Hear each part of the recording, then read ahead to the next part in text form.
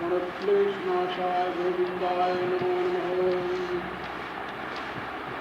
वसुदेवस्तं देवं कंसचाणूरमर्दनं देवकी परमानन्दं कृष्णं वन्दे जगद्गुरुं। नारायणं नमस्कृत्य नरं चैव नरोत्तमं देवीं सरस्वतीं व्यासं ततो जयमुदीरयेत्।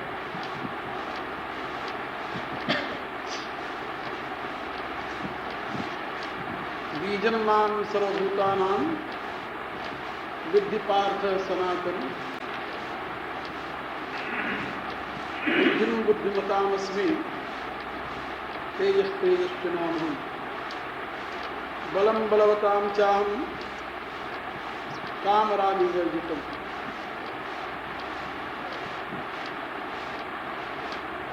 धर्माविरुद्धो भूतेषु कामोऽस्मि भर्तर्षम्।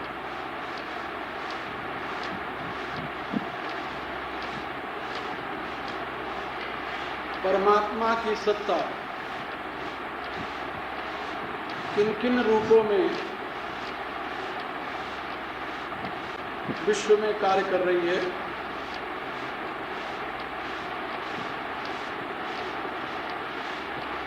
परमात्मा की विशिष्टाभिव्यक्ति इसे कहते हैं विभूति। विभूति माने विशिष्टाभिव्यक्ति।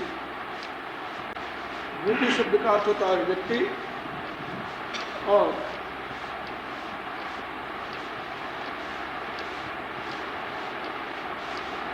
विभूति माने परमात्मा की विशिष्ट अभिव्यक्ति। किन किन रूपों में है इसका वर्णन गीता के 7वें अध्याय में, 9वें अध्याय में और 10वें अध्याय में विशेष रूप से भगवान ने किया।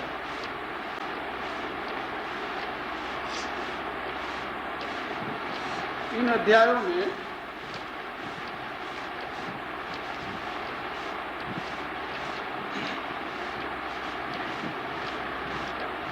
भगवान के समग्र रूप से जानने और भगवान की शरणागति का उपदेश दिया गया। ये 7वां अध्याय ज्ञान विज्ञान योग है, और इसमें ज्ञान की भी बातें कही गई हैं और विज्ञान की।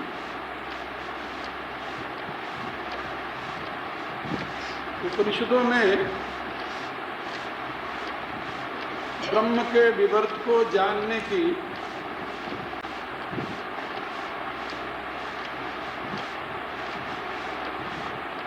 विधि को विज्ञान और ब्रह्म के यथार्थ स्वरूप को जानने की विधि को ज्ञान नाम से संबोधित किया गया है।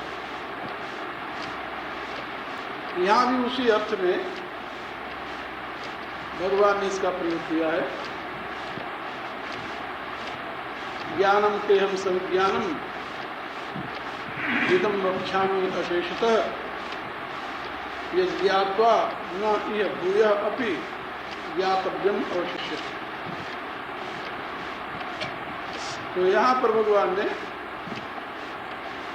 बीजम माम सर्वभूतानां विद्धि पार्थ सनातन, यहाँ सनातनम बीजम सर्वभूतानां माम विद्धि, संपूर्ण प्राणियों का सनातन बीज तो मुझे जान। कहने का अभिप्राय प्राणी जो है सनातन जीवभूत सनातन, ममैवांशो जीवलोके जीवभूत सनातन। ये जो लोक में जीव समुदाय है, जिसके विषय मैंने बताया था 14 अवस्थाओं में जो जीव का विकास हुआ है या अभिव्यक्ति हुई है, ऐसे समझ लो। इनका सनातन बीज परमात्मा,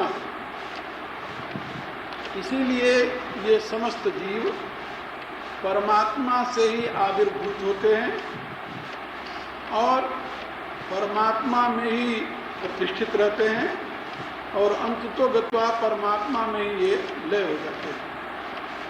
ये तो आयुमान भूतान जायन्ते ये न जातान जीवन्ति यत् प्रयांत विषम विषम तद विजिज्ञासश्च तद ब्रह्म। ये ब्रह्म की परिभाषा में बात समझाई गई है। ये कौन सा ब्रह्म है? अव्यय ब्रह्म। इसमें से ही ये सारा सृष्टि क्रम आविर्भूत होता है और इसी में लय होता है। अब वह अव्यय ब्रह्म सूत्रात्मा के रूप से समस्त परिव्याप्त है, सबको धारण किए हुए है। और उपनिषद में बताया गया कि जैसे प्रचंड अग्नि की ज्वाला से अनंत विस्फुलिंग, विस्फुलिंग किसे कहते हैं? स्पार्क्स, अंग्रेजी में कहते हैं इसे। अनंत स्पार्क्स निकलते हैं, अपने आप पैदा होते हैं। जैसे प्रचंड अग्नि के ज्वाला से अनंत स्पार्क्स, विस्फुलिंग, हिंदी में कहते हैं चिंगारियां, अपने आप निकलती है और थोड़ी देर तक वो चमकती हैं, फिर बाद में शांत हो जाती हैं। ऐसे ही उस परमेश्वर से अनंत जीव अपने आप निकलते हैं। ये मुंडको उपनिषद में समझाया गया है। ये उदाहरण जैसे सूर्य से अनंत रश्मियां निकलती हैं, ऐसे ही ईश्वर से अनंत जीव आविर्भूत होते हैं। जैसे समस्त रश्मियों का बीज सूर्य, आधान सूर्य, ऐसे अनंत जीवों का बीज और आधान वह परमेश्वर है, ऐसा समझाया गया है। तो यहाँ पर बीजम माम सर्वभूतानां विद्धि पार्थ सनातनम, समस्त प्राणियों का सनातन बीज तू मुझे जान। हे पार्थ, समस्त प्राणियों का सनातन बीज में, और बुद्धिम बुद्धिमतामस्मि, तेजस तेजस्विनाम हूं। बुद्धिमानों की बुद्धि में हूं और तेजस्वियों का तेज में हूं। विनोबा जी बड़े विनोदी संत थे, बड़े ही प्रसन्न रहने वाले और विनोदी। एक दिन हम लोग बैठे हुए थे तो चर्चा में उन्होंने कहा कि लोग आवश्यकता पड़ने पर दूसरे से बहुत चीजें उधार ले लेते हैं, बहुत चीजें उधार ले लेते हैं, जरूरत पड़ती है और उससे अपना काम चला लेते हैं। और जब उधार लेते हैं तो ये नहीं सोचते ये उसका है, वो शो करते हैं कि ये मेरा है, उससे अपना काम चलाते हैं। लेकिन मनुष्य इतना भोला है कि भगवान से उधार लेने के लिए वो कतराता है।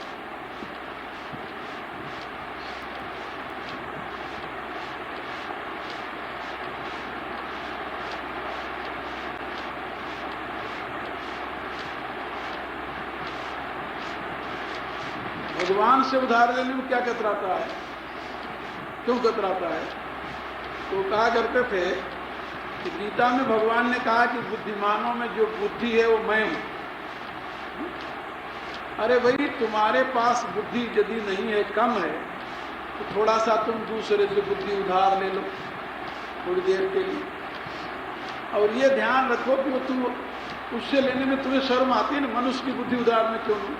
तो बुद्धिमानों की बुद्धि तो भगवान की है, तो उसमें तुम्हें लेने में क्या संकोच हो रहा है? लेकिन हर एक व्यक्ति अपनी बुद्धि को और दूसरे के धन को बहुत करके आंकता है। बुद्धि मेरी बड़ी है और धन दूसरे का अधिक है, ये वृत्ति। तो यहाँ पर मैं ये बता रहा था कि जो बुद्धिमानों में बुद्धि है वो परमात्मा की, इसके विषय मैंने एक बार काफी लंबा लेख लिखा था और उसमें ये बात व्यक्त की थी कि जब हम बुद्धि किसी व्यक्ति की मान लेते हैं तब उस व्यक्ति के प्रति हमारा राग हो जाता है। जब बुद्धि हम किसी व्यक्ति की मान लें और देखा कि बड़ा बुद्धिमान है तो उस व्यक्ति के प्रति हमारा राग होता है, और राग होने के नाते उसके प्रति हमारे में एक दासता की भावना जागृत हो जाती है,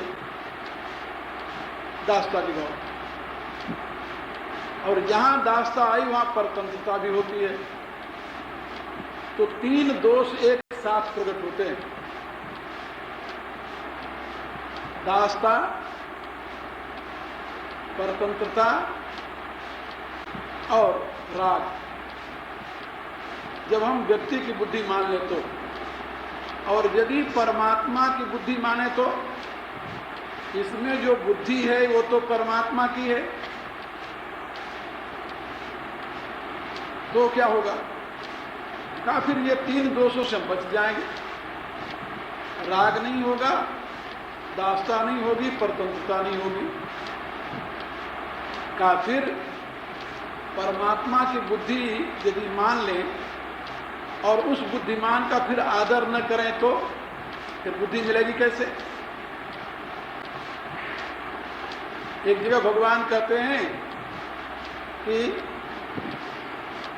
तद विधि प्रणिपाते न परिप्रश्ने न सेवया। ये तीन साधन बता दिया कि विद्वान के पास जाओ, सबसे पहले तो प्रणिपात करो, फिर उसकी सेवा करो, फिर परिप्रश्न करो, तब वो तुम्हें ज्ञान का उपदेश देगा। उपदेक्षन्ते ज्ञानम ज्ञानिनः तत्त्वदर्शिनः। तो तत्वदर्शी ज्ञानी तुम्हें ज्ञान का उपदेश देगा। तो कहा कि ये बात तो ठीक है,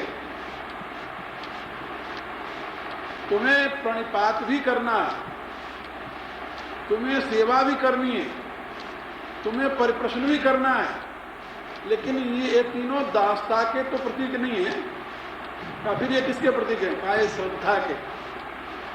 श्रद्धा और दासता में अंतर है,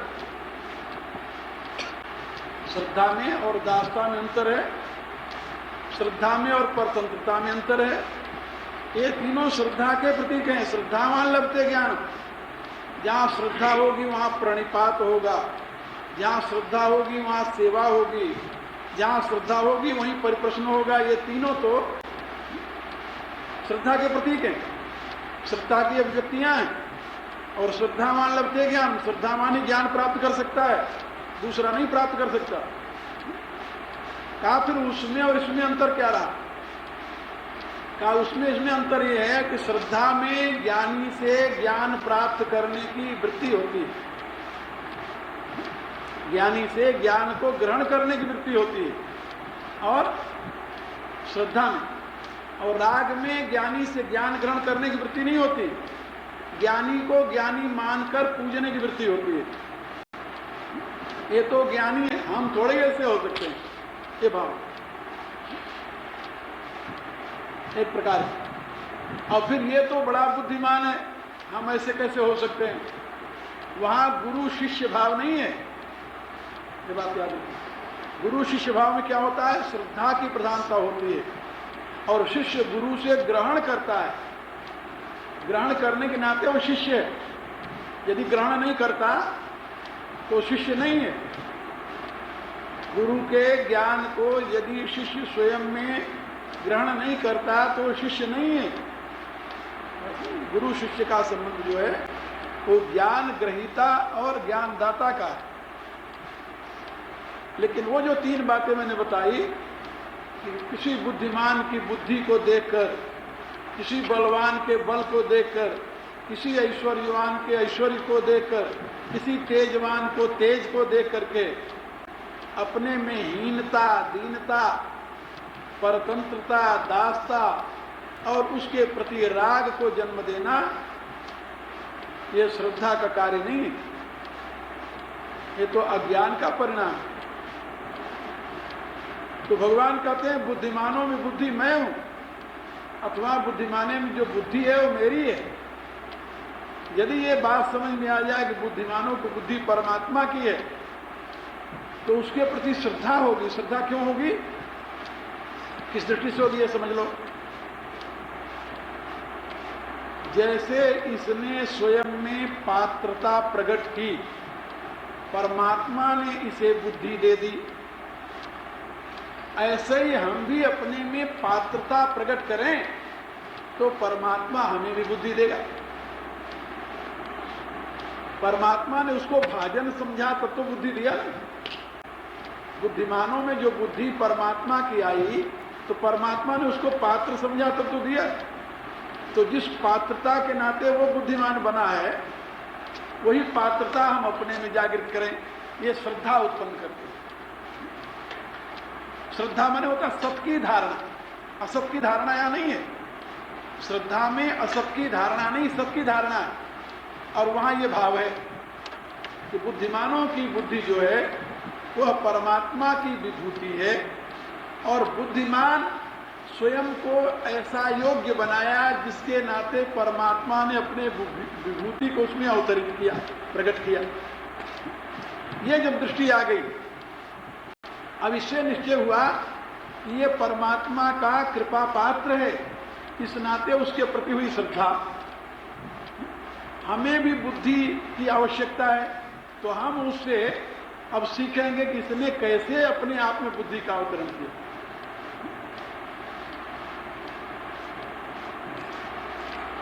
क्या बात है जी? चाबी लेने मैंने बदली है, नहीं तो मैंने बदली है, तो अब ये जो बात है यहाँ पर, परमात्मा ने इसे पात्र समझा और इसे बुद्धि प्रदान की। अब स्वयं में वैसी पात्रता को उत्पन्न करने की चाह हुई, हमारे में भी ऐसी पात्रता हो जिससे हमें भी बुद्धि परमात्मा दे। तो पात्रता की चाह लेकर के हम उसके पास गए, उसके चरणों में प्रणाम किया, उसकी सेवा की, उससे प्रश्न किया कि आपने किन किन साधनों से अब स्वयं में ये पात्रता पैदा की।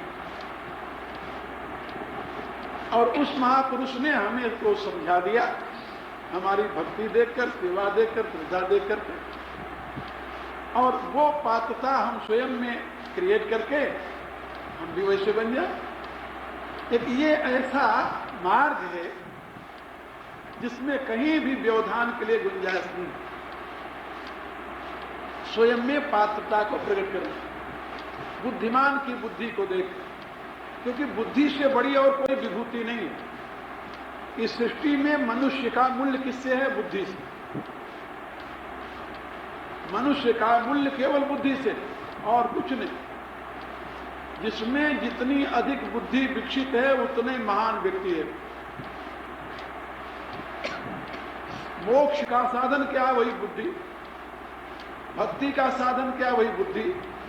ज्ञान का साधन क्या? वही बुद्धि।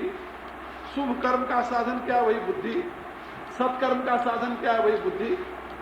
जो कुछ दुनिया में विशिष्ट है उसका साधन बुद्धि। आप समाज में प्रतिष्ठित हैं क्यों? बुद्धि के नाते। यदि आपकी बुद्धि प्रबल है, महान है, विशुद्ध है, तो आप समाज में प्रतिष्ठा पाएंगे। 10 आदमी आपके पास आएंगे, आपसे पूछेंगे कि हमें क्या करना चाहिए, हमें कैसे रहना चाहिए। क्यों पूछेंगे? बुद्धि के नाते। ये आदमी तो वो भी है, जो कुछ आप में है वो उनमें भी है। आप में शरीर है, उनमें भी शरीर है। आप में इंद्रियां हैं, उनमें भी इंद्रियां हैं। आप में आत्मा है, उनमें भी आत्मा है। परमात्मा की जो विभूति है सामान्य रूप से वो सब में बराबर की है, लेकिन आप में एक वैशिष्ट्य है, क्या? बुद्धि की। बुद्धि की वैशिष्टता है आप में। बुद्धि का वैशिष्ट जो है वह आपको दूसरे से श्रेष्ठ बना देता है और कुछ नहीं। एक आदमी बड़ा संयमी हो, सब कुछ उसके पास हो, जो दुनिया की वस्तु है, लेकिन बुद्धि न हो, उस आदमी को कोई पूछता नहीं। पैसे वाला भी हो, महान धन हो, धन का अधिपति हो, सब कुछ हो, लेकिन बुद्धिहीन हो तो, यानी बुद्धिहीन माने विशिष्ट बुद्धि न हो। सामान्य बुद्धि तो सबके पास है, विशिष्ट बुद्धि से यदि रहित है तो समाज में उसकी प्रतिष्ठा नहीं है। इसीलिए गीता बार बार ये जोर देती है कि भाई जीवन का संपूर्ण वैभव बुद्धि पर प्रतिष्ठित, बुद्धि ही तुम्हारा जीवन है, ऐसे समझ। इसीलिए गीता के 17वें अध्याय में भगवान ने बताया, सत्वान रूपा सर्वस्व श्रद्धा भवति भारत, श्रद्धामयो अयम पुरुष, यह श्रद्धा स एव स, और कुछ नहीं। मनुष्य क्या है? कहा श्रद्धामय अयम पुरुष, अयम पुरुष श्रद्धामय, ये पुरुष श्रद्धामय, इसलिए यह श्रद्धा स एव स, जैसी उसकी श्रद्धा है वही वह है। श्रद्धा क्या है? श्रद्धा तो बुद्धि का कार्य है। सत्वान रूपा सर्वस्व, सत्व माने बुद्धि, बुद्धि के अनुसार ही सबकी श्रद्धा हुआ करती है। श्रद्धा माने सबकी धारणा, जैसी आपकी बुद्धि होगी वैसे तो आप सत्य को समझेंगे, वैसे तो आपके हृदय में सत्य की धारणा होगी। सत्य क्या है, असत्य क्या है, ये आपकी धारणा कैसे बनेगी? आपकी बुद्धि के अनुसार। और जैसे आपकी सत्य के प्रति धारणा हो गई वही आप बन गए। आप वही हैं जैसे आपके सत्य के प्रति धारणा है।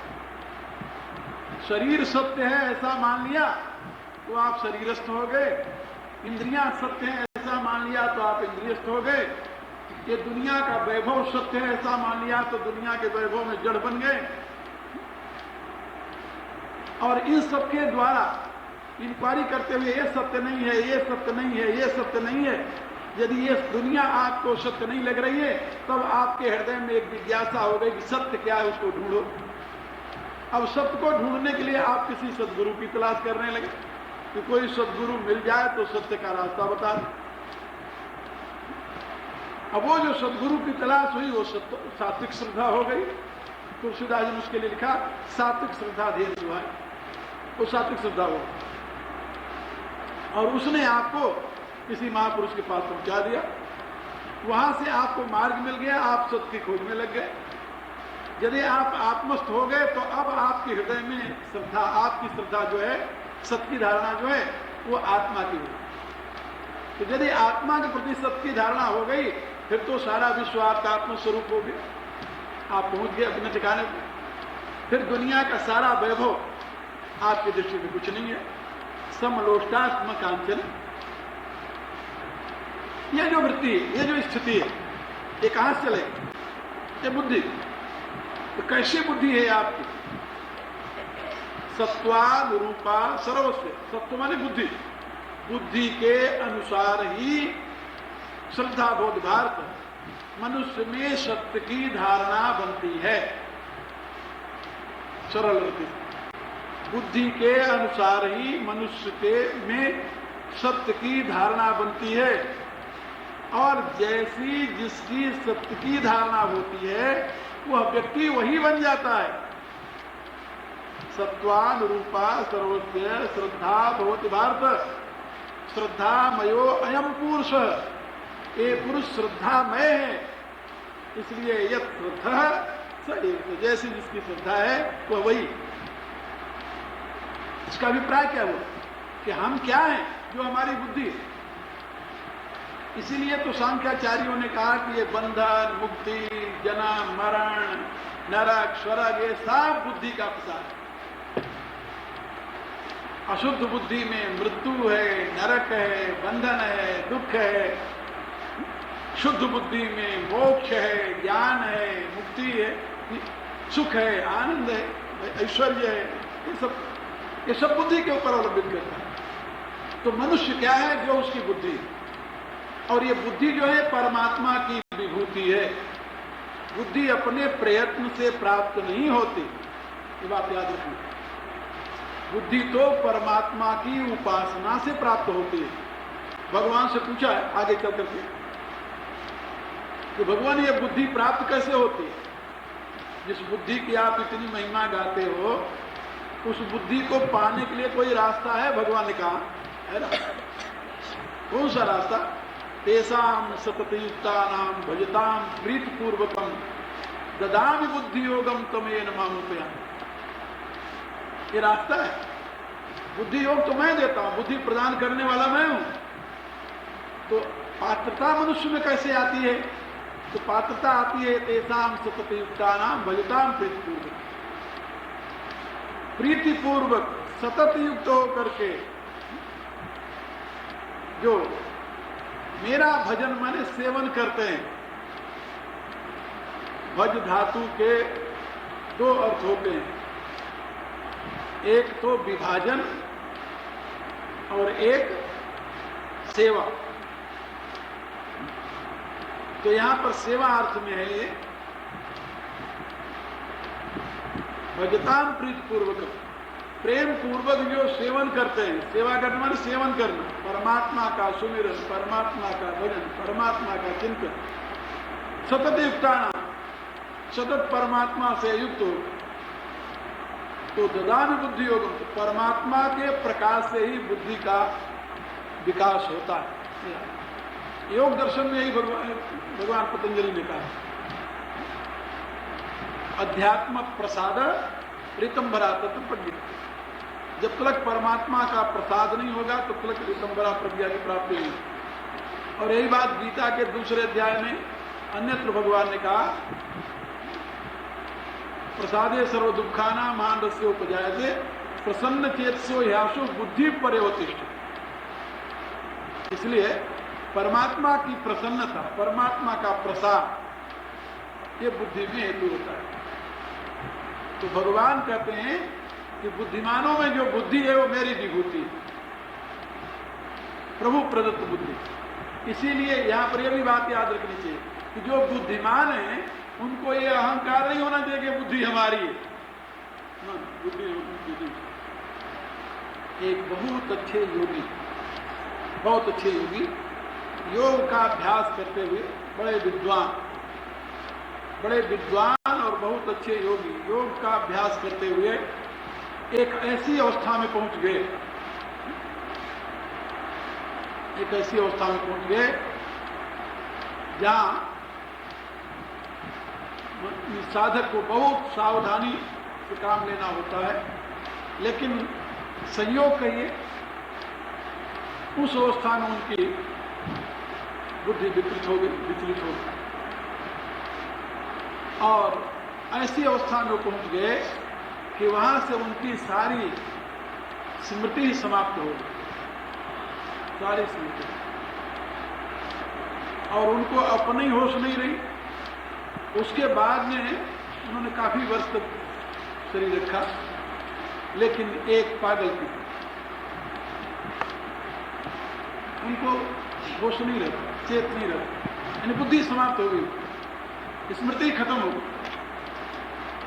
कोई ऐसा साधन में व्यवधान आ गया, और ये होता है प्राण के गलत नाड़ी में चले जाने। प्राण सारा शरीर ही यंत्र है, खराब हो गया तो साधना में प्राणायाम विकृत हो गया, गलत हो गया, किसी गलत नाड़ी में प्राण चला गया, उससे हो गया, और वो आजीवन बिल्कुल पागल जैसे रहते। समझ थी थोड़ी तो। मैं जब जाता था व्याख्यान देने वहां, एक महीने कभी 15 दिन कभी 1 महीने से मैं बोलता था, वहां लगा था, और वो आकर के बैठे रहते सुनते। रास्ते में कहीं मिले तो बोल नहीं सकते थे, बोलते नहीं थे, जुबान भी उनकी खत्म थी। तो ऐसे हंसे देख करके प्रणाम, पांव पकड़ने के लिए। तो साधन में कोई बुद्धिमान, कोई विद्वान किसी समय ये कुछ कहा नहीं जाता। जो यंत्र के ऊपर अवलंबित है, यंत्र कब बिगड़ जाए कौन जानता। तो परमात्मा की देन है बुद्धि, अपने पुरुषार्थ का परिणाम नहीं है, ऐसा सोचना चाहिए। लेकिन यह नहीं कि जब पुरुषार्थ का परिणाम नहीं है तो बुद्धि के लिए हम पुरुषार्थ क्यों करें, ऐसी बात नहीं। परमात्मा ने जो साधन दिया है उसका प्रयोग करो, लेकिन परमात्मा के आश्रित होकर के। हम जो कर रहे हैं तो परमात्मा के आश्रित होकर, परमात्मा की प्रसन्नता के लिए कर रहे हैं, परमात्मा की प्रसन्नता के लिए कर रहे हैं। बुद्धि हमें अपने पुरुषार्थ से नहीं मिलेगी, वो तो परमात्मा देगा तो मिलेगी। ददामि बुद्धि योगम कम, प्रतिज्ञा उसकी है। इसलिए साधक को साधन करते समय भी, करते हुए भी अपनी साधना पर अहम भाव नहीं होना चाहिए। ये साधना हम प्रभु की प्रसन्नता के लिए कर रहे हैं बस, और प्रभु की कृपा से ही हमें वह सुबोध प्राप्त होगा। ये दो बातें हमेशा याद रखें। हमारी साधना के बदले में भगवान हमें देगा नहीं, ऐसा। इसीलिए हमारी साधना पद्धति में ज्ञान, योग और भक्ति, इन तीनों का समन्वय, केवल भक्ति नहीं, केवल ज्ञान नहीं, केवल योग नहीं, इन तीनों का समन्वय। यदि ज्ञान, योग और भक्ति का समन्वय नहीं होगा तो साधना अधूरी रहेगी, वन साइडेड रहेगी। इसलिए तीनों का समन्वय, और तीनों के समन्वय से व्यक्ति को आगे बढ़ना है। योग का परिणाम शुद्धि है, चित्त शुद्धि। ये पतंजलि ने घोषणा की है, योगांगानुष्ठानात् अशुद्धि क्षय, बस। और ज्ञान दीप्ति, अशुद्धि का नाश करना ये योग का काम है। और अशुद्धि जब नाश हो जाती है तो ज्ञान का प्रकाश हो जाता है, ये ज्ञान का काम है। लेकिन ज्ञान का प्रकाश हो जाने पर फिर परमात्मा के साथ एकत्व की अनुभूति, एकत्व की भावना, ये भक्ति। ज्ञान हो जाने पर परमात्मा के साथ जुड़ने वाली जो बात है वो भक्ति। ये तीन बात। भक्ति से हम परमात्मा के प्रेम को प्राप्त करते हैं, ज्ञान से हम परमात्मा का बोध प्राप्त करते हैं, और योग से हम परमात्मा के कृपा के भाजन बनते हैं। ये तीन बात गीता में भगवान ने तीनों बातें समझाई। तेषाम सतत युक्तानाम, ये योग है। तेषाम सतत युक्तानाम क्या है? ये योग है। और भजताम प्रीति पूर्वकम, प्रेम पूर्ण परमात्मा से एकता करना, परमात्मा का सेवन करना, ये भक्ति है। और फिर परमात्मा की कृपा से जो हमारे में बुद्धि का प्रकाश होगा, ददामि बुद्धि योगम तम, भगवान के प्रसाद से जो बुद्धि का प्रकाश होगा, उससे हम परमात्मा के यथार्थ स्वरूप को जानकर परमात्मा में लीन हो जाएंगे। ये न माम उपयांतिते, जिसके द्वारा हम परमात्मा को प्राप्त करेंगे। इसलिए साधना में तीनों का समन्वय अनिवार्य है। तो बुद्धिम बुद्धिमतामस्मि, ये बहुत बड़ी बात भगवान ने कही है, और बहुत सावधानी से हमें इस पर चिंतन करना चाहिए। जहां भी कहीं किसी बुद्धिमान को देखें तो उस बुद्धिमान को देख करके जलने की बजाय, उड़ने की बजाय, ईर्ष्या करने की बजाय हमें उसके सामने विनम्र होना चाहिए कि परमात्मा ने इसे अपने प्रेम का, अपनी कृपा का भाजन बनाया है, और इसमें बुद्धि को प्रकाशित किया। अपने को आवश्यकता हो तो उससे बुद्धि प्राप्त करने की कोशिश करें। इसलिए बुद्धिम बुद्धिमताम, और तेजस तेजस्वी नाम, तेजस्वियों में जो तेज है भगवान कहते हो मेरा है। तेजस्वियों में जो तेज है तो भगवान कहते हैं मेरा है।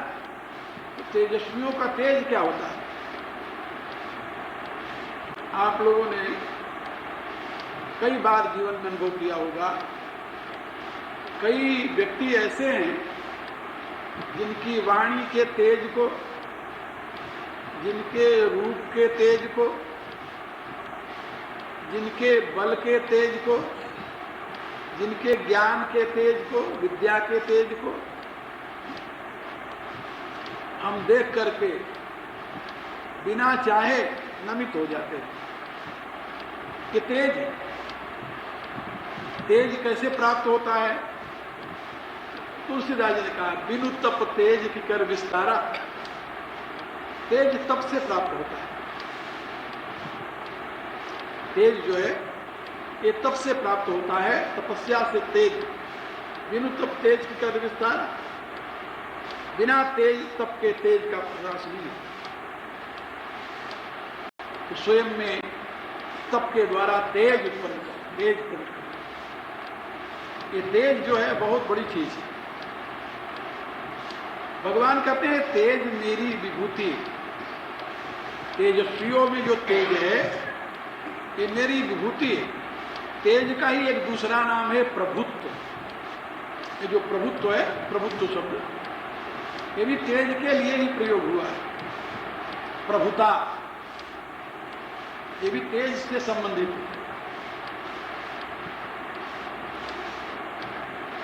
गीता के 18वें अध्याय में जहां पर छात्र धर्म का वर्णन किया है, वहां पर भगवान ने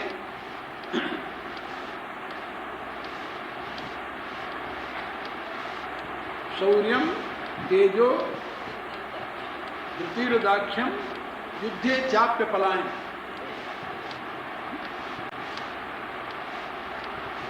वहां पर एक तेज शब्द का प्रयोग किया है। शौर्य और तेज,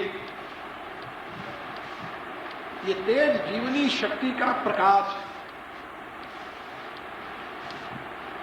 और इसके विषय में हमारे यहां आयुर्वेद में तो सप्त धातुओं की व्याख्या है और वैदिक साहित्य में 9 धातुओं की व्याख्या है। जो हम अन्न ग्रहण करते हैं, खाते हैं, अन्न से रस बनता है। पहले रस, रस से रक्त बनता है, रक्त, रक्त से मांस बनती है, मांस से मेद बनता है और मेद से अस्थि बनती है, हड्डी, हड्डी से मज्जा बनता है, मज्जा से वीर्य बनता है। ये 7 धातु हुए, रस, रक्त, मांस, मेद, अस्थि, मज्जा और वीर्य। अब वीर्य से तेज बनता है जिसको ओज कहते हैं, ओज। और तेज से मन बनता है। ये 9 परिणाम होते हैं हमारे अन्न। मन 9वां परिणाम कहते हैं, जैसा खाए अन्न वैसा बने। ये 9वां परिणाम है मन। तो मन से पूर्व बनता है ओज, तेज जिसे कहते हैं। ये 9 परिणाम होते हैं। इसलिए हमारे आहार के साथ इसका बहुत बड़ा संबंध है। तपस्या क्या है? स्वयं के जीवन को संयमित करना। तब की व्याख्या मैं कर चुका हूं विस्तार में। कायिक, वाचिक और मानसिक तीनों प्रकार के तपों का सारांश है कि स्वयं के जीवन को संयमित करना और उसका परमात्मा से संबंधित प्रयोग करना। ये तप के द्वारा तेज की अभिवृद्धि होती है। भगवान कहते हैं तेजस्वियों में जो तेज है वो मेरी विभूति है। तेज भी भगवान का ही दिया हुआ होता है। तो जैसे बुद्धि के लिए स्वयं में पात्रता उत्पन्न करनी होती है, ऐसे ही तेज के लिए भी स्वयं में पात्रता उत्पन्न करनी होती है। तप के द्वारा यदि आपने स्वयं में पात्रता उत्पन्न की तो भगवान आपको तेज प्रदान करेगा। भगवान की तेज रूप विभूति जो है वह आप में प्रकट हो जाएगी।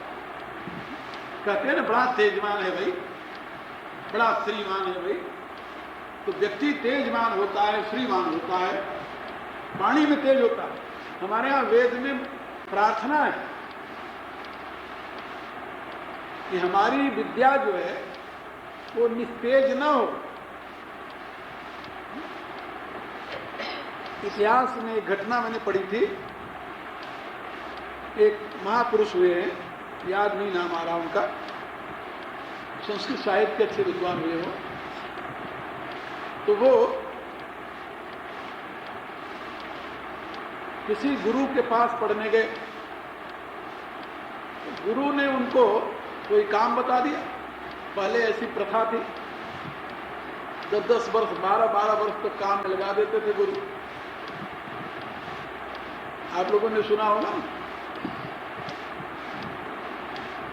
सत्यकाम को गुरु ने, जब वो गया गुरु की शरण में, तो उन्होंने उसे गाय दे दी। इस एक गाय का 100 गाय बनाकर ले आओ तुम। वो गाय चराने में लगा। एक गाय जब 100 गाय बनेगी तब गुरु के पास आएगा, तब गुरु से उपदेश देंगे।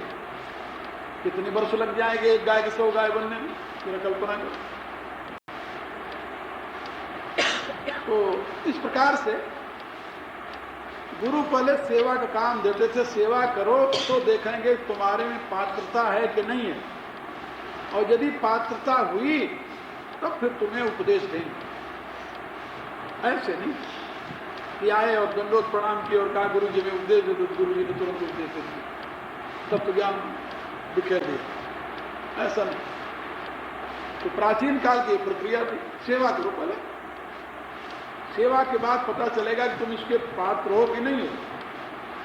तो जब गुरु ने सेवा दी तो उसने कहा कि तेरी की,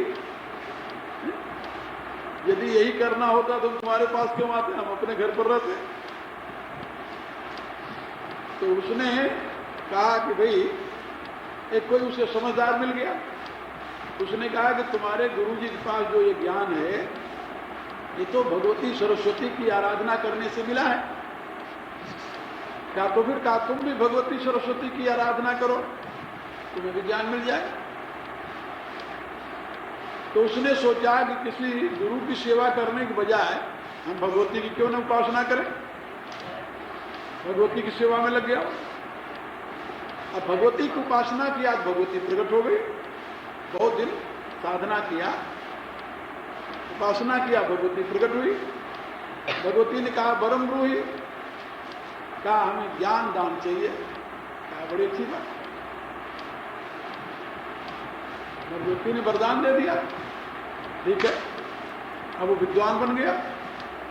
अब जब विद्वान बन गया तो वो संस्कृत का, वेद का, शास्त्र का बहुत बड़ा विद्वान बन गया।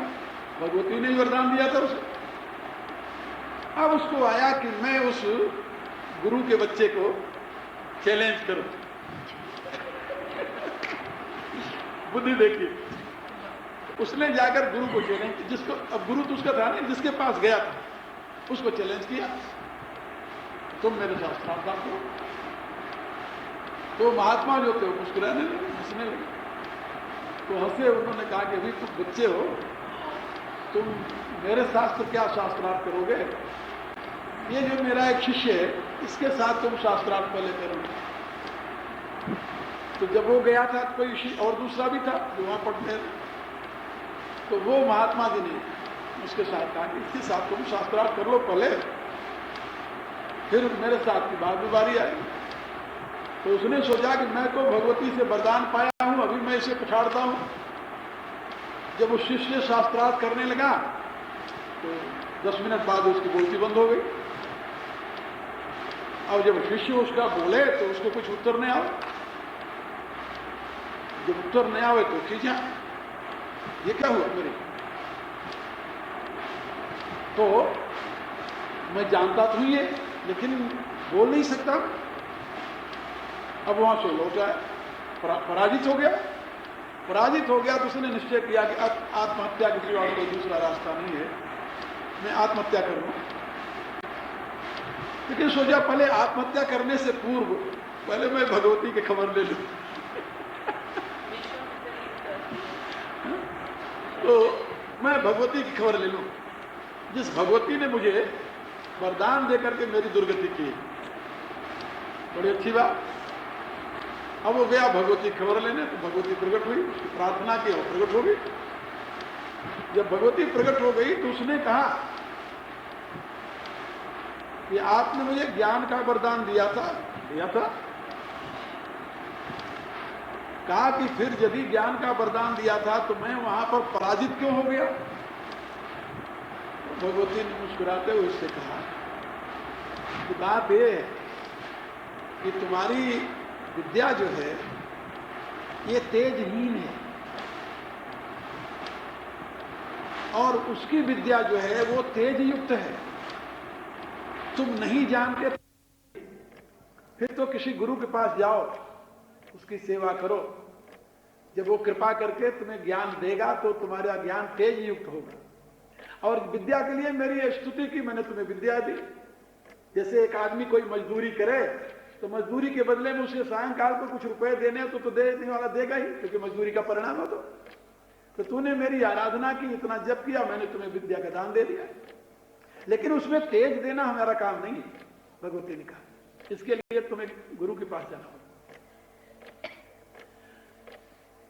तो वेद में हम प्रार्थना करते हैं ना, सहना भवतु सहनौ भुनक्तु सह वीर्यं करवावहै तेजस्विनावधीतमस्तु। इसका अर्थ क्या होता है? तेजस्विनावधीतमस्तु। जो हम गुरु शिष्य अध्ययन करते हैं या गुरु के द्वारा जो हम अध्ययन करते हैं, हे प्रभु वह हमारा अध्ययन जो है, विद्या जो है, ज्ञान जो है, वह तेज युक्त हो। तेजस्विनावधीतमस्तु मां विद्विषाव। तो वहां पर तेज युक्त जो विद्या है वही मनुष्य के काम आती है, मनुष्य का सही मार्गदर्शन करती है। तेजहीन ज्ञान कुछ अर्थ नहीं रखता, तेजहीन जैसे रूप कुछ अर्थ नहीं रखता। जिम बिनु तेजन रूप गोसाई, तुलसीदास जी ने कहा। जैसे बिना तेज के रूप कितना भी बढ़िया क्यों न हो, लेकिन उस पर तेज नहीं है तो जैसे वो कोई अर्थ नहीं रखता। इसी रूप से ज्ञान भी तेजहीन कोई अर्थ नहीं रखता। बहुत लोग हैं, दुनिया की किताबें पढ़ रखी है, बड़ा ज्ञान है, बहुत कुछ जानते हैं, लेकिन 10 आदमी के सामने यदि आप उनको बात करने के लिए कह दो तो मुंह बंद हो जाता है। क्यों? उनकी विद्या में तेज नहीं है। वो कहते हैं जानता तो मैं भी हूं, लेकिन आप ऐसे में बता नहीं सकता लोगों को। और कुछ लोग हैं जो इतना शास्त्र ज्ञान, इतना उन्होंने पढ़ा नहीं, इतना ज्ञान नहीं है, लेकिन उनके जो कुछ ज्ञान है उसमें तेज है। इसलिए अपनी बात जब 10 आदमी के सामने कहते हैं तो 10 आदमी हैं मौन होकर उनकी बात सुनते हैं। तो ये तेज जो है, भगवान कहते हैं तेज मेरा ही स्वरूप है। तेजस तेजस्वी नाम, तेजस्वियों में तेज मैं हूं। और बलम बलवताम चाम, बलवानों में बल मैं हूं, लेकिन कौन सा बल? काम राग विवर्जितम। काम और राग इन दोनों से रहित जो बलवानों में बल है वह बल में हूं। ये 2 बातें याद रखो। बलवानों में बल परमात्मा तो है, लेकिन यदि काम और राग से युक्त बल हो जाए तो उस बल को आसुरी बल कहते हैं। आसुरी दैवी बल और आसुरी बल। बलवान तो कुंभकर्ण भी था, और बलवान हनुमान जी भी हैं।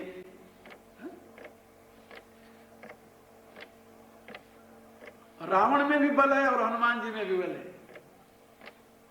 और जब रावण युद्ध करते समय हनुमान और रावण दोनों आकाश में जाकर आपस में जब लड़ते हैं तो देवता लोग दोनों की जय जयकार करते हैं कि ऐसा समान बल वाला तो हमने कभी देखा नहीं।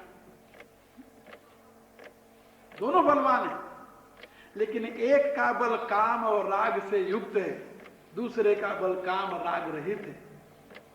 काम राग रहित बल होने के नाते वह देवता है, पूजा जाता है, बल के नाते पूजा जाता है। अतुलित बलधावम हेम शैलावदेहम। और दूसरा बलवान जो है, कोई सामान्य बलवान रावण नहीं था। चलत दशानन डोलत अवनी।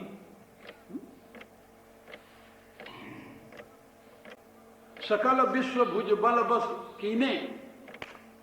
सारे विश्व को उसने अपने भुजाओं के बल के अधीन कर लिया। महाबलवान था, लेकिन उसका बल जो था वो काम और राग से युक्त था। कामना से युक्त था, राग से युक्त था। कामना और राग के लक्षण क्या है? अपने बल का प्रयोग करके जब आप अपनी इच्छा की पूर्ति और दुनिया के धन का संग्रह करना चाहते हैं, दुनिया के वैभव का संग्रह करना चाहते हैं, राग में क्या होता है? राग में होता है संग्रह। जिसके प्रति राग है उसको पकड़कर अपने पास रखना, बस ये राग का परिणाम है। जहां राग होगा वहां पर संग्रह की वृत्ति होगी, और जहां कामना होगी वहां पर भोग की वृत्ति होगी। तो दो वृत्तियां उत्पन्न होती हैं। कामना भोग की वृत्ति को जन्म देता है और राग संग्रह की वृत्ति को। संग्रह और भोग, ये दो चीज। अब आप सोचिए, जो बलवान अपने बल से संग्रह और भोग की प्राप्ति में लगा हुआ है, वो दुनिया का पूज्य कैसे बन सकता है? उसके बल को सात्विक बल कैसे कहा जाए? अब आप भगवान मारुति के जीवन में देखिए,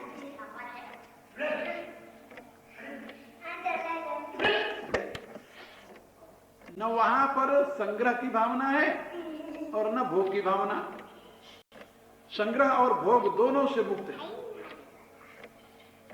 संग्रह की भावना इसलिए नहीं है कि कुछ चाहिए नहीं अपने लिए उन्हें,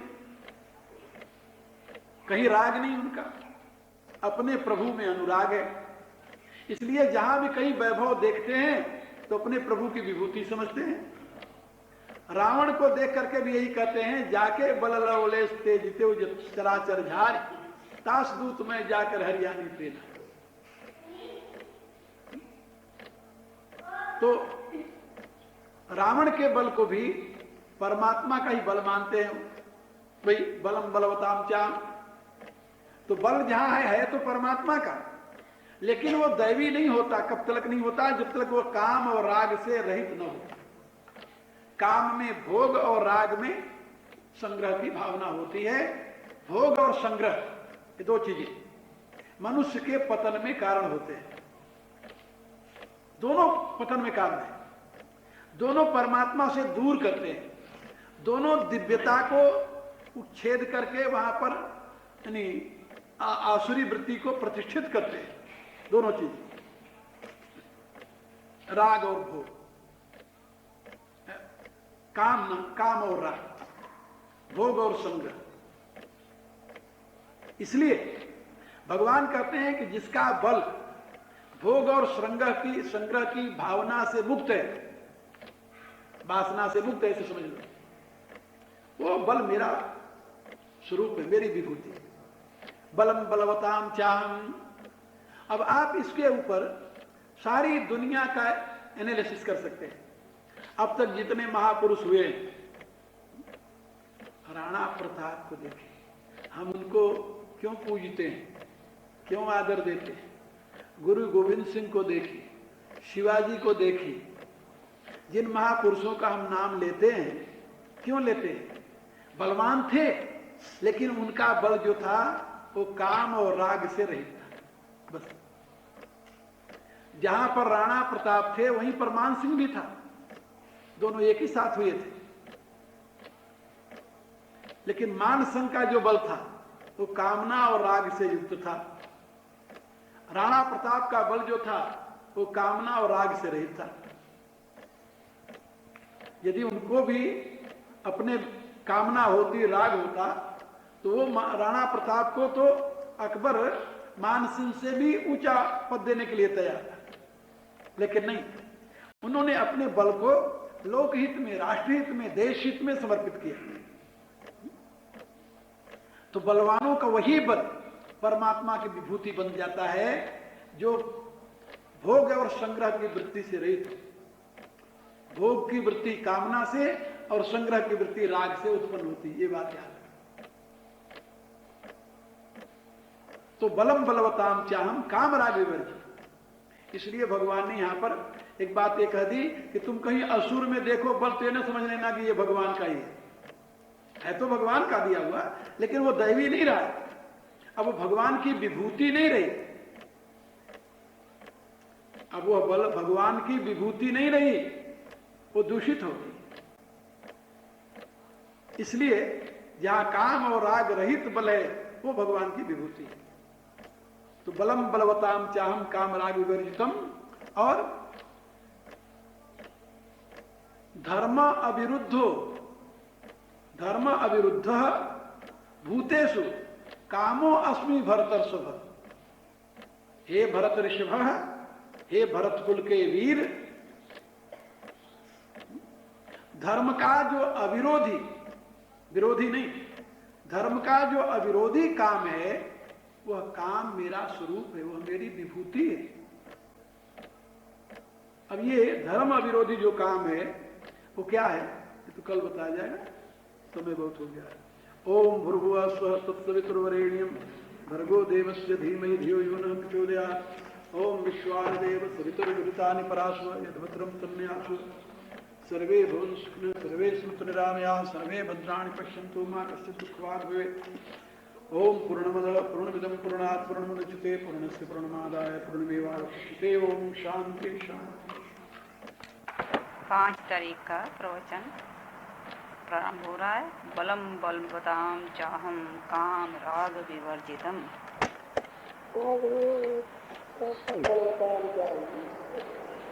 काम राग विवर्जितम। काम और राग, भोग और संग्रह, इन दोनों से रहित, दोनों की भावना से रहित जो बलवानों में बल है वो मैं।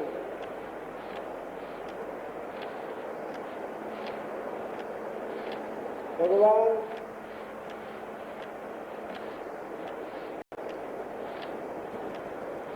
विभूति मत श्रीमत उनकी इसका स्रोत है, जिसमें क्या बताया, विभूति मत दुनिया में जहां भी कहीं विभूति है और श्रीमत जहां भी कहीं श्री है और ऊर्जित, ऊर्त जिसे अंग्रेजी में वेद में कहते हैं,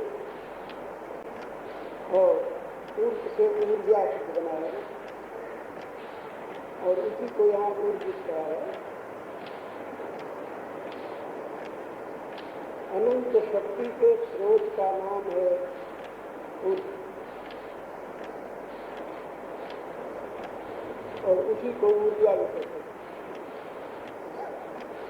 ऊर्जा जो है अनंत शक्ति का स्रोत है और वह परमात्मा है ऊर्जेत्वा। यजुर्वेद में से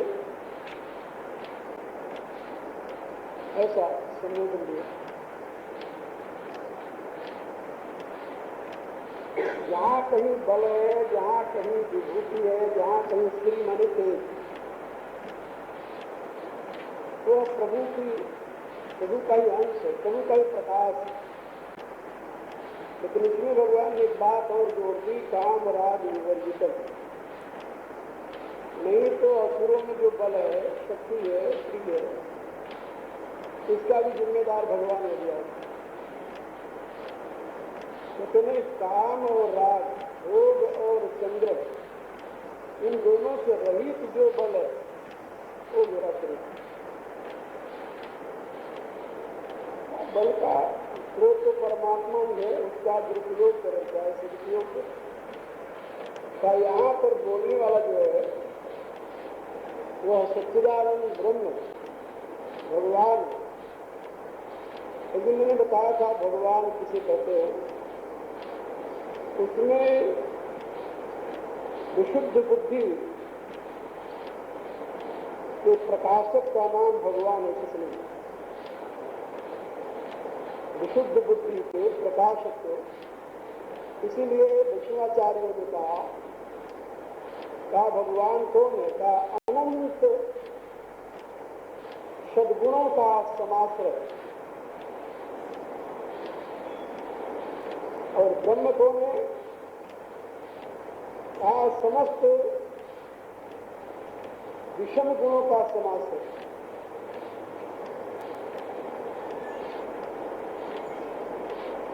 फिर से समझो, जितने सद्गुण की कल्पना आप कर सकते हैं उन समस्त गुणों के समाश्रय का नाम भगवान। और जिसमें दोनों प्रकार के गुण होते हैं,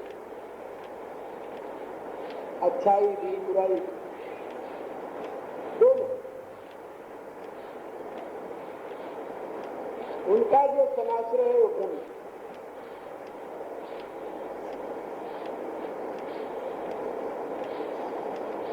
बात विश्लेषण करने पर बात जचती है, आप सबको भी जच जाए। पहले सुनने में एकाएक सही नहीं लगती, जचती नहीं, सही तो है ही। तो उन्होंने कहा कि समस्त सद्गुणों का समाश्रय है वो भगवान, जिसमें सभी दिव्य गुण विद्यमान, अदिव्यता का कहीं लेस मात्र भी नहीं, वो भगवान। क्योंकि भगवान जो है वो उपास्य।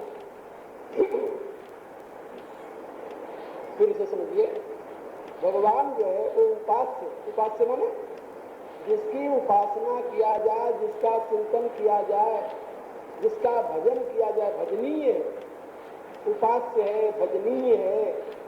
दूसरे शब्दों में वो आदर्श आइडियल है भगवान। उसमें किसी भी प्रकार के दुर्गुण की कल्पना नहीं कर सकते। यदि उसमें भी दुर्गुण है फिर उपास्य काय करो। इसलिए समस्त दिव्य गुणों का समाश्रय,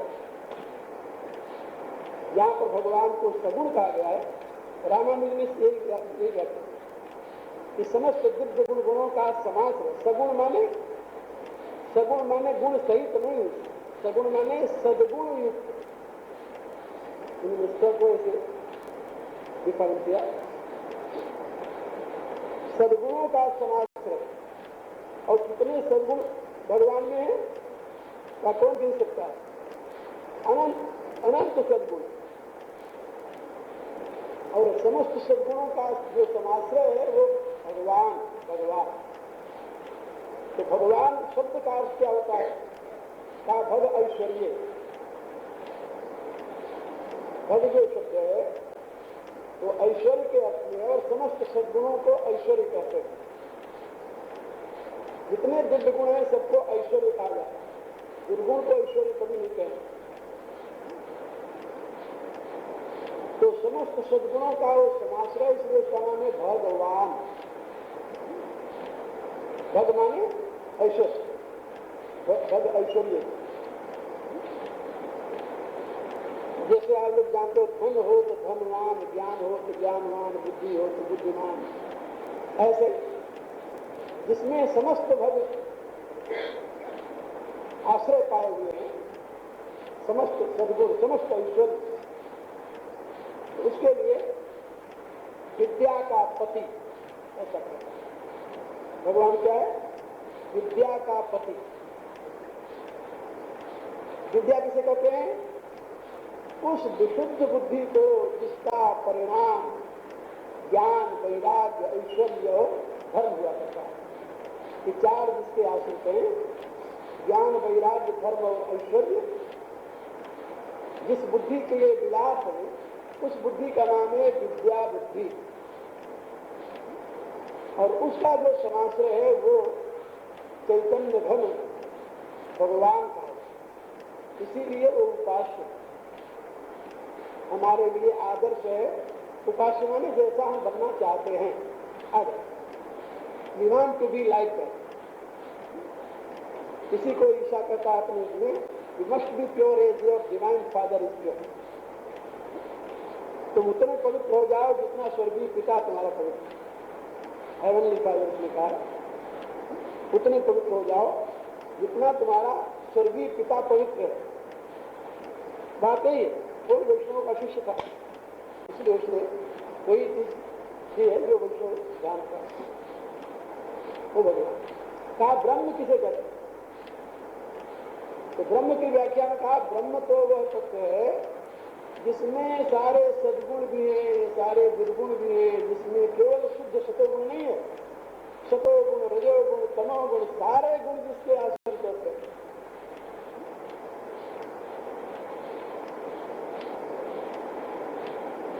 इसीलिए वहां पर दो विभाजन कर दिए हैं, माया का पति और विद्या का पति। विद्या उस विशुद्ध बुद्धि का नाम है और माया समस्त गुणों के समाश्रय का नाम है, जिसमें सतरजतम तीनों गुण रहते हैं। उसका जो अधिपति है वो ब्रह्म है, उसका जो आश्रय, अधिपति माने आश्रय, उसका जो आश्रय वो ब्रह्म है। तो ब्रह्म में सब कुछ है। इसीलिए जब भगवान विष्णु का स्वरूप बनाते हैं तो वहां पर उनमें समस्त सद्गुणों का आधान करते हैं, और जब भगवान शंकर का स्वरूप बनाते हैं तो उसमें समस्त सद्गुण और दुर्गुण दोनों का आधान करते हैं। अब भगवान शंकर के मस्तक पर दो तत्व हैं, एक गंगा जी, एक चंद्रमा। ये दोनों मस्तक सिरों का, यहाँ गंगा जी, यहाँ चंद्रमा, और यहाँ अग्नि ललाट, ये तीन। अब उससे जरा नीचे उतरिए तो कंठ में विष है, गले में सांप है, दो अमृत के आधार हैं और दो मृत्यु के। विष मृत्यु का अवबोधक है, सांप भी मृत्यु का अवबोधक है। दो प्रकार के विष हैं, दो प्रकार के अमृत, ये बताया गया।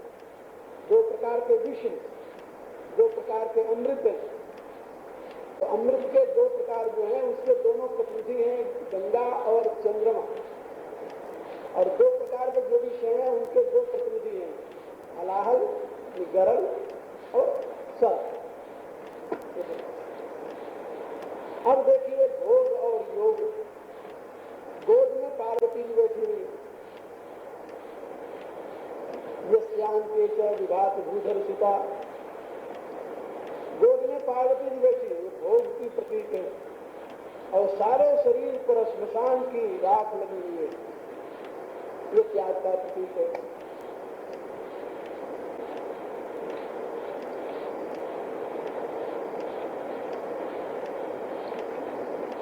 जिसके आश्रित विष भी है, अमृत भी है, योग भी है, भोग भी है, जन्म भी है, मृत्यु भी है, विकास भी है, विनाश भी है, वो कौन है? नाम शिव, शंकर। इसलिए उनका एक नाम है परमेश्वर। भगवान शंकर क्या कहते हैं? परमेश्वर, परमेश्वर है। तो ब्रह्म का जो पर्सोनिफिकेशन अंग्रेजी में कहते हैं, ब्रह्म का जो मूर्त रूप अभिव्यक्त किया गया है वो भगवान शिव। और समस्त सद्गुणों का आश्रय जो है वो भगवान विष्णु। अब ये देखिए कि जो भगवान शंकर के गले का हार है वही भगवान विष्णु की सैया साथ। भगवान शंकर ने तो गले में हार बना के पहन रखा है और भगवान विष्णु जो है उसकी ऊपर सोते हैं। सोने का भी कहा जाओ उसके अब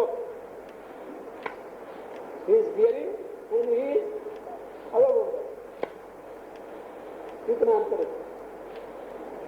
और भी इसी प्रकार के उनके खान पान, उनके आभूषण, उनके यानी भगवान शंकर के गोद में शैलजा जो अंक में बैठा है और कहीं अंक में रखते हैं कभी उसको आधा अपना में दे देते हैं और बनारी से बन जाए। लेकिन भगवान विष्णु के गोद में कोई नहीं। श्री जी का स्थान कहाँ है? भगवान के चरणों। वही बैठे बैठे पांच बार वही बैठे बैठे पांच बार रहती है। यानी इसको कहाँ रखना चाहिए कि भगवान है, भगवान उसका अपना एक आराध्य तो कभी बनेगा जब आइडियल होगा नहीं तो आराध्य कैसे बन जाएगा। वहां हर एक चीज अपने स्थान पर। तो ये दोनों ये नहीं इसमें विष्णु बड़े हो गए या शंकर छोटे या शंकर बड़े हो गए विष्णु छोटे, ऐसी बात नहीं। ये डिपिक्शन दो प्रकार के समस्त सद्गुणों के आधान भगवान विष्णु रूप में है और गुण और दुर्गुण, दोष और गुण, जड़ चेतन गुण दोष में विश्व तीन करतार सभी का समाश्रय जो है वो परमेश्वर के रूप में डिपिक्टेड है। अंग्रेजी में कहते हैं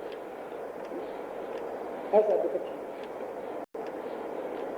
इसलिए यहां पर भगवान ने अपने वैभव की बात कही है। बलम बलवताम चाम कामराग विवर्जितम,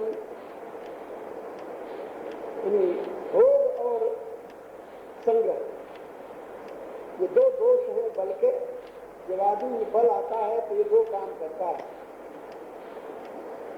भगवान ने कहा कि इन दोनों से रहित जो काम और राग से वर्जित जो है बलों में, और कहा जब काम और राग से वर्जित आपका बल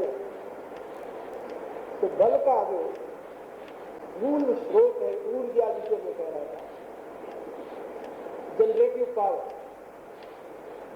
प्रोजेक्टिव पावर। भगवान ने कहा कि धर्मा अविरुद्धो भूतेषु कामो अस्मि भरतर्षभ। हे भरत ऋषभ, भरतर्षभ माने भरत ऋषभ। ऋषभ कहते हैं महान बलवान, वेद में ऋषभ माने बलवान, इसलिए परमात्मा का एक नाम ऋषभ भी। ऋषभ तो महान बल, ऋषभ माने बैल भी होता है,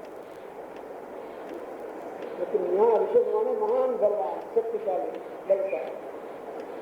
तो हे भरत कुल में महान बलवान अर्जुन भरतर्षभ, धर्मा विरुद्ध काम के दो रूप हैं, धर्म विरुद्ध और धर्म अविरुद्ध। एक तो धर्म विरुद्ध काम है। धर्म विरुद्ध काम कौन सा है?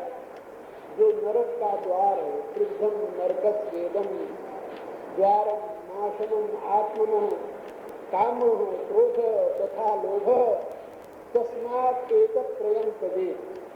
काम, क्रोध और लोभ ये तीनों नरक के द्वार हैं।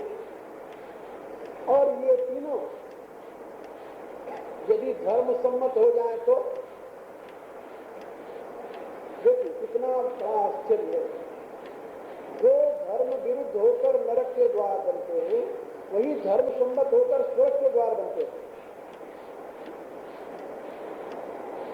यही धर्म सम्मत हो जाए तो स्वर्ग के द्वार बन जाते हैं, नरक के द्वार नहीं बनते। धर्म सम्मत हो जाए। इसलिए हमारे यहाँ धर्म, अर्थ, काम और मोक्ष ऐसा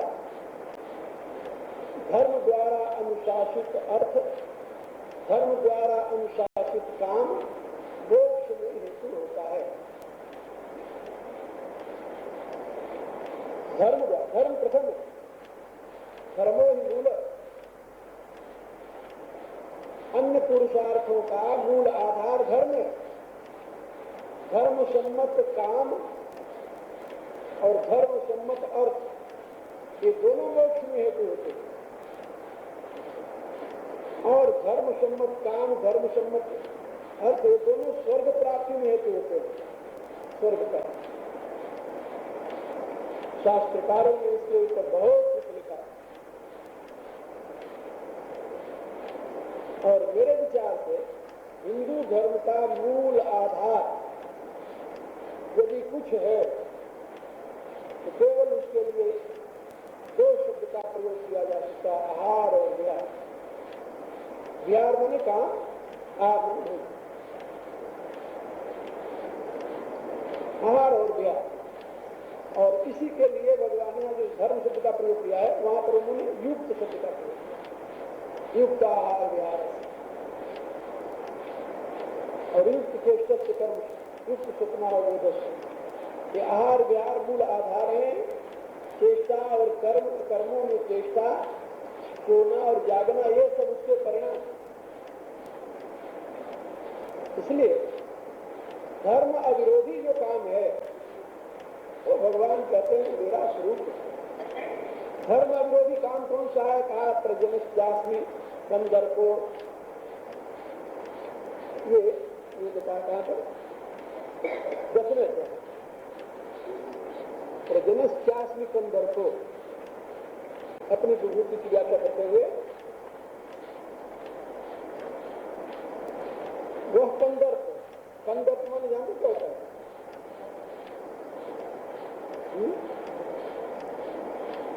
कम कंदम अर्प, कंदर्प। कम कहते हैं रस।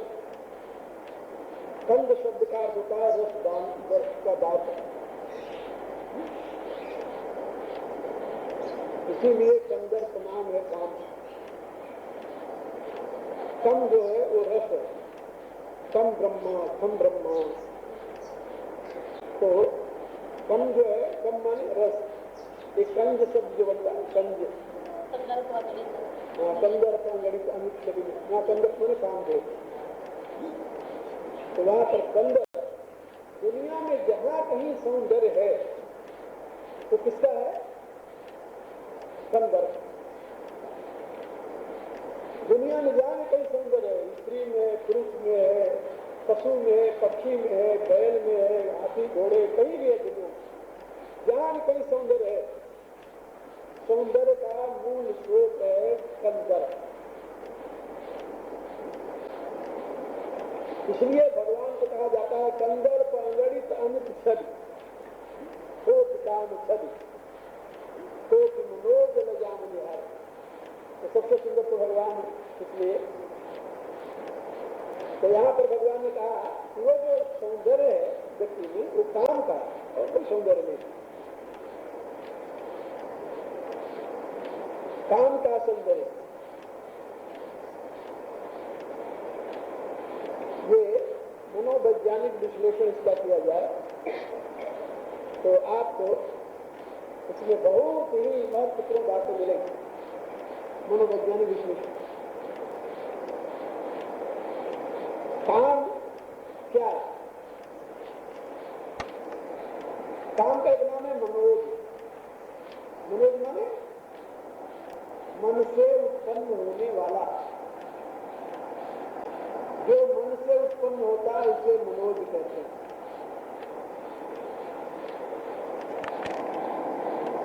महारामायण में आया काम जानाम ते मूलम, हे काम मैं तेरा मूल जान गया हूं। संकल्पा तुम अभिजाय, तुम केवल संकल्प से उत्पन्न होते हो। हे काम मैं तुम्हारा मूल जान गया हूं, तू केवल संकल्प से उत्पन्न होता है। अब मैं तुम्हारा संकल्प ही नहीं करूंगा, तुम उत्पन्न कैसे हो?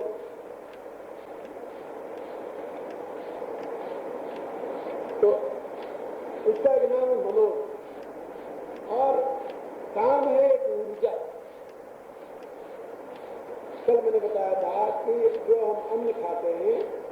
उसके 9 परिणाम होते हैं, उसमें 7वां परिणाम जो ऊर्जा बीज कहते हैं,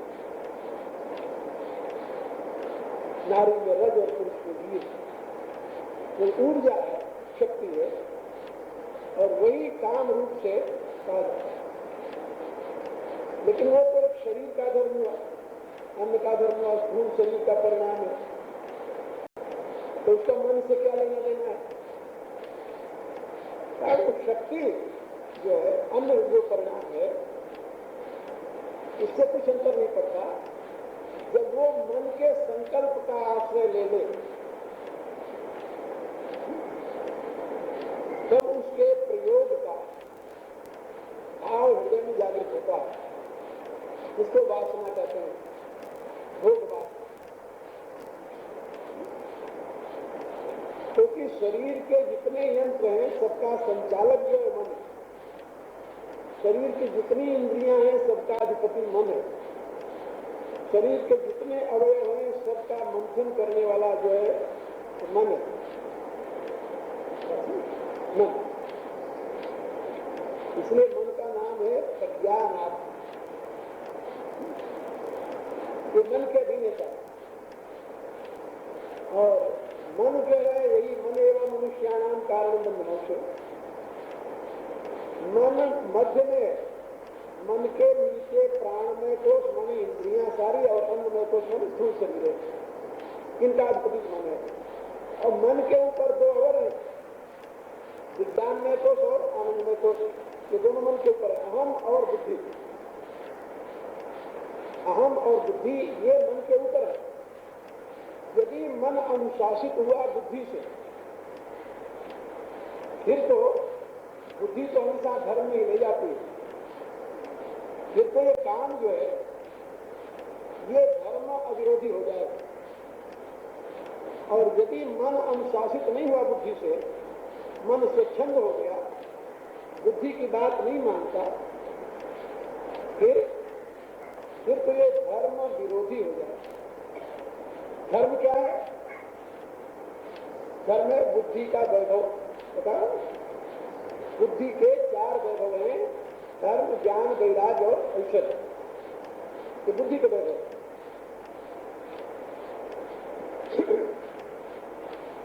तो धर्म बुद्धि का वैभव है। यदि मन बुद्धि के अधीन हो, तो काम जो है वो होगा धर्म अविरोधी। और यदि मन बुद्धि से स्वतंत्र हो जाए, तो तब वो काम हो जाएगा धर्म विरोधी। तो जो धर्म विरोधी काम है, वो परमात्मा नहीं है, वो भगवान नहीं है, वो क्या है? शैतान है। वो तो नरक का द्वार है। और जो धर्म सम्मत काम है, वो परमात्मा की विभूति है, और वो स्वर्ग का रास्ता।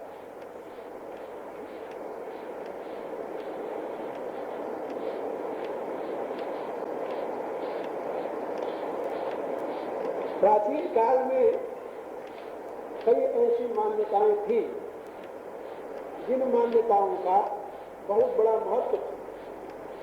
धर्म विरोधी, धर्म विरोधी, इसका निर्णय करना बड़ा मुश्किल है। प्राचीन काल की मान्यताएं बड़ी मुश्किल है।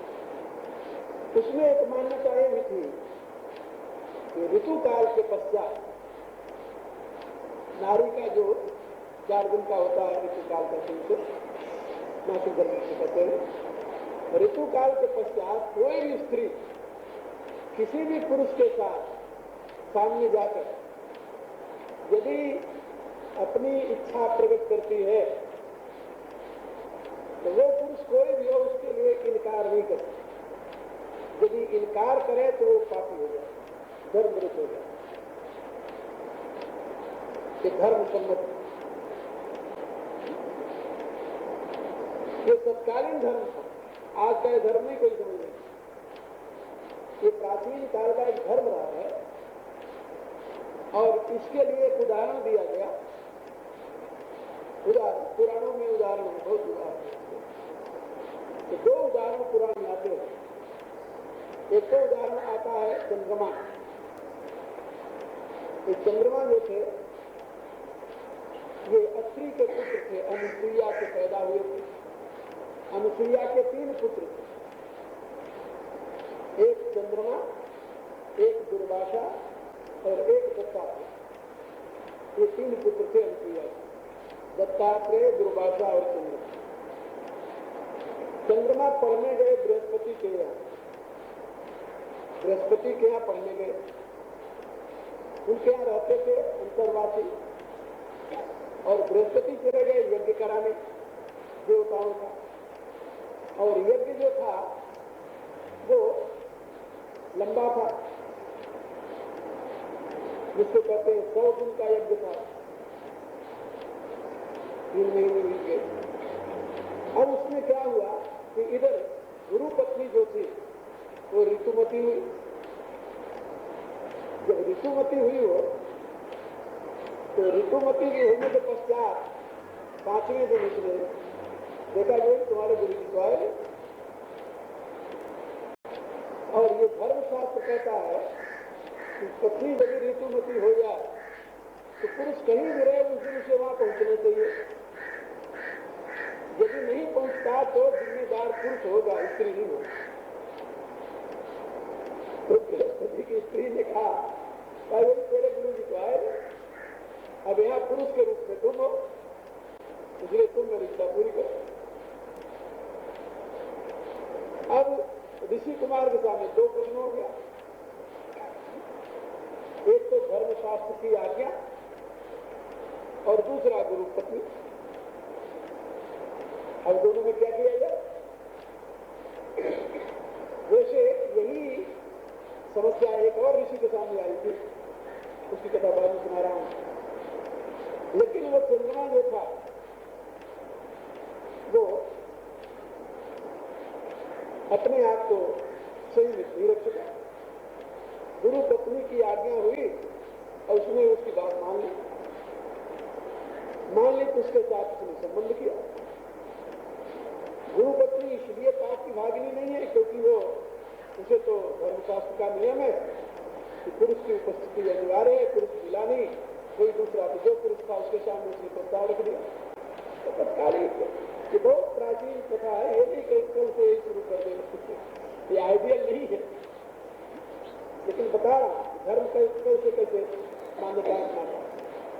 चंद्रमा ने उसके साथ संबंध किया, उससे वो गर्भवती हो गई। गर्भवती हो गई 3 महीने बाद 100 दिन का यज्ञ जब पूरा हुआ, सत्र 100 दिन के यज्ञ को सत्र कहते हैं। सत्र यज्ञ का एक नाम सत्र है। तो सत्र कौन सा यज्ञ कहा जाता है? जो 100 दिन का। और इसीलिए 100 दिन के यज्ञ को करने वाले को शतक क्रतु कहते थे। 100 दिन यज्ञ करने वाला, 100 वर्ष यज्ञ करने वाला। नहीं, 100 दिन का यज्ञ 100 यज्ञ होता है। 1 दिन में यज्ञ हो जाए तो 100 यज्ञ हो जाता है। 100 यज्ञ करने वाले को शतक क्रतु कहते हैं वैसे तो, लेकिन ये सत्र कहते थे। तो 100 दिन का जो यज्ञ था वो पूरा हुआ तो गुरु जी आए। गुरु जी आए, देखा तो पत्नी गर्भवती थी। और जब पत्नी गर्भवती थी तो कुछ बोल तो सकते नहीं थे क्योंकि धर्मशास्त्र जो कहता उसके खिलाफ गुरु जी क्या करें। तो गुरु जी ने कहा चंद्रमा को भाई जब तेरी विद्या पूरी हो जब तू जा करेंगे तो कहता मैं ऐसे करी जाऊँ। क्या क्यों? क्या मैं तो अपना बच्चा लेकर जाऊंगा।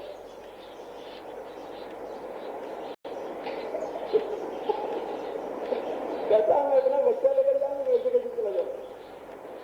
गुरु ने कहा कि भाई बात है बच्चा तो मेरा है, तेरा कैसे होगा? बच्चा तो मेरा है, तेरा कैसे बच्चा होगा?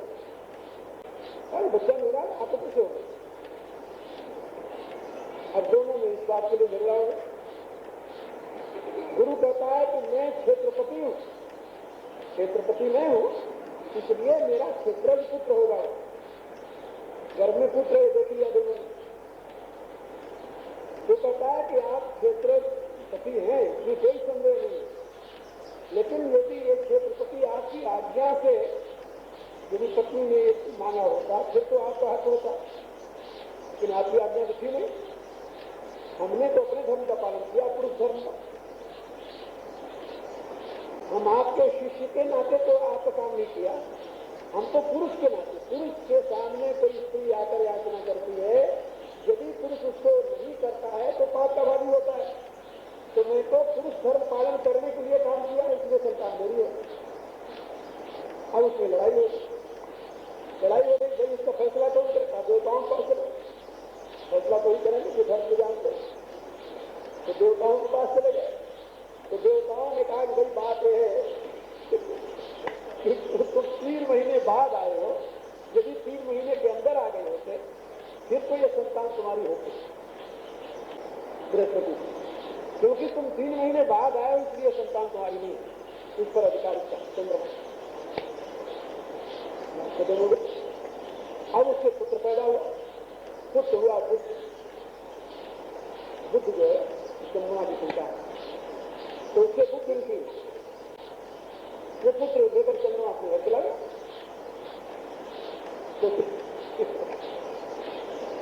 तो चंद्रमा ऋषि का पुत्र बुद्ध, और बुद्ध का पुत्र फिर हुआ